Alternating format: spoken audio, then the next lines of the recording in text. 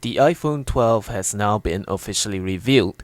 This video is not a battle between the old iPhones and the newer iPhones. In fact, in this video we are exploring which one should you get, knowing that there is still older iPhones that are still iOS supported and still sold in the official, used or refurbished market. Hey, I'm Formula here. In this video, let's find out which iPhones are the one for you. Cue the intro.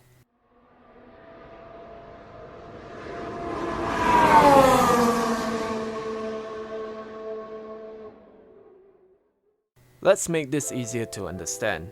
There's going to be 3 segments in this video: the budget, standard, and premium pro. Note, the iPhones in this category are the ones that are currently supported with iOS 14 as of this video's posting. So obviously if you want the longest iOS supporting iPhone, then it's easily the iPhone 12 series. Anyways, the budget, or what I like to call it, the Touch ID segment, will be comprised of the 6S, the 7 series, the 8 series, and the iPhone SE series. The standard segment will have the 10R, 11, and the standard 12 series. And lastly, the Pro Premium segment will have the 10, the 10S series, the 11 Pro series, and the 12 Pro series. So, let's get on with the first segment, shall we? This segment is the most financially sensible out of all. Just buying any of these iPhones in this segment could get you to buy more from Apple. Just get the cheap Apple Watch, done. Just get the cheap iPad, done, etc. And like that, you have the budget Apple ecosystem. But in this segment, obviously by the looks of it, you can't get more out of these iPhones. Small screens with big bezels, poor battery life, and just 1 or 2 standard rear cameras. But what you can get by lies in the software. I mean, even the first gen iPhone SE still runs fine on iOS 14. So this segment is for those who just want an iPhone with the basic essentials, doesn't care about the cameras or the display, no notch by the way, and has the software that the iOS offers, including the Apple ecosystem. Thus, I would recommend getting the iPhone 7 series and above. Reason being is due to Apple's commitment to software support on older devices, which means owning these iPhones will guarantee you to last beyond 2022. iPhones like the 6S series and the first gen SE, the last supported headphone jack iPhones, is predicted to be on its last leg of its software support, so obviously I wouldn't recommend those. This segment is the most colorful of all. I mean, look at the variety of colors this iPhone segment is offering. It's compelling. But other than its colors, the display is much larger in size due to the forehead and chin bezels gone, even though there's a notch. This iPhone segment is for those who want the latest iPhone notched display design, but in an affordable way. Seriously, this design is now synonymous with Apple, just like its previous home button design that was also synonymous. No objections on that design cause it's 2020 and we've progressed from ditching thick bezels of the older iPhones. For some people, if you own those older iPhones, they'll think that you're old, boring, and not in trend.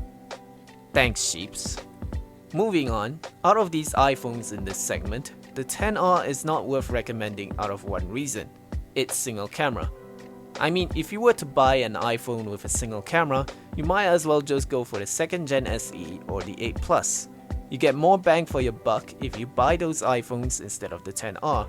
Plus, with the display size of the 8 Plus, you also get the extra telephoto camera. Again, with the 10R single camera, it's also not worth it cause you're missing out on the versatility of an extra camera lens, which is the ultra wide lens. It is very, very useful.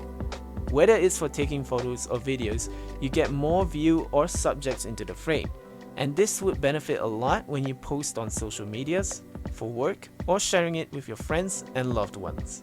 Conclusively, if you want the refreshing design and the AMOLED display of the 12, or the colorful variety of the 11, regardless, just get the iPhones that has the ultra wides.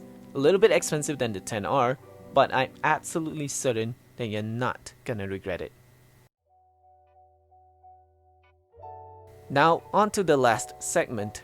This is the flashiest of all iPhone segments, obviously. Premium colors and finishings, here you go. It's flawless. but pricey as F. I mean, apart from this iPhone segment that is for the rich guys, kidney donors, and people who can't afford anything else except an iPhone, this segment is also for the pros. I mean, professional photographers and filmmakers. It's in the iPhone's name after all, because it's meant for them to take advantage of its cameras, photo and video quality, and its other features. Hence, this segment is divided into two users, the premium user and the pro user. Any of these iPhones in this segment would suit the premium users. I mean, if they don't care about camera variety, they'll just use whatever camera that's on it and just want an iPhone that's flashy and premium to show off, who are we to object? But if you're a professional user, the 10 and the XS series is not for you. Why? Because both of those have only two lenses, the standard lens and the telephoto lens. I mean, guaranteed as a photographer or a filmmaker, you would use any variety of camera lenses at your disposal to shoot photos or videos. Same thing with the iPhones in this segment. The iPhone 11 and above, which has an additional ultra-wide camera lens. This would absolutely be worth it because of the variety of camera lenses that's included in a single iPhone, so your money is worth investing in that. Also, if you want to go to the next step and utilize the Dolby Vision, Apple ProRAW, and its other pro features that the iPhone 12 Standard and Pro series, which recently offers, then go for it. That is also worth the investment as well. So now you know the iPhones you can buy and the iPhones that aren't necessary. Either way, there's now an iPhone in every price range. But I didn't get to mention the deals and the carrier contracts in this video because availability and pricing is dependent on where you are. So if the iPhone is available at your local telco carriers and retail and they offer the best contract or off-contract deals, then go for it. Don't forget the used or refurbished iPhones out there. They're also worth your buck. But make sure the sellers are reputable and doesn't scam. Make sure the device is sufficiently working up to your own personal standard. Refunds or exchange is a must, and if it's anything too good to be true, don't buy it. But if you're asking me, regardless of whatever segments and cost, what iPhone is the one that's just right? I mean, an iPhone that has all the essentials, perfect design, sufficient cameras and features. That iPhone would be the 11 Pro. It still has a perfect AMOLED display, it still has a premium design, and has all the cameras that you would want. Thus, the iPhone 11 Pro is the iPhone that's just right. Of course, if you want a bigger display, the 11 Pro Max is okay as well. Before I conclude, I want to include a segment of the iPhone 12 Pro review from The Verge, where Nilay mentioned a few words that resonated with me, especially of what's going on today. Here, have a look. I also have to be honest and say that I feel crazy suggesting that anyone upgrade their phone in the middle of a pandemic.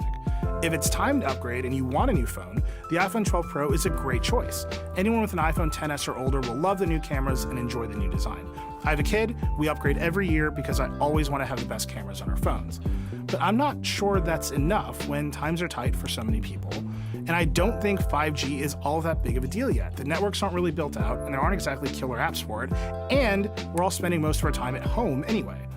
I'm not trying to end this on a down note. The iPhone 12 is a beautiful, powerful, incredibly capable device. If you buy one, you'll be happy. But I can't shake the feelings that things like LiDAR, 5G, Dolby Vision, U1, they're all here on a schedule that's just a little bit faster than reality. So to conclude this vid, I'm glad there's an iPhone for everyone. Till then, thank you for watching this video. If you enjoyed this video, please do leave a like and do subscribe to my channel if you want to see more from me. Don't forget to practice safe distancing and please wear a mask. Hope you all stay safe and I hope to see you soon. Cheers.